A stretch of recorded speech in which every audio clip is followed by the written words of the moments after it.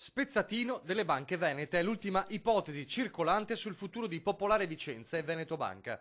Del resto mancava nella rosa delle possibili soluzioni di salvataggio di quelle che erano i forzieri del Veneto, ora sempre più svuotati, soprattutto di credibilità.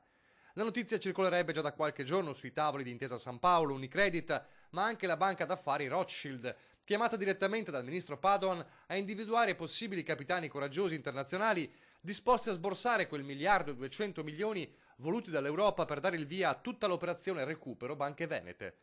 Nel documento verrebbe fatto il piano di costi per creare delle due banche una banca buona, una good bank, con clientela, disponibilità finanziaria e supporto statale, e una banca cattiva, una bad bank, con crediti definiti non esigibili e altre negatività destinate al fallimento. Sfumerebbe così tutto il piano costruito finora e i milioni messi a disposizione dello Stato non servirebbero più a rilanciare la prevista fusione, piuttosto a ripianare i debiti che nemmeno la svendita dei crediti incagliati riuscirebbe a pagare.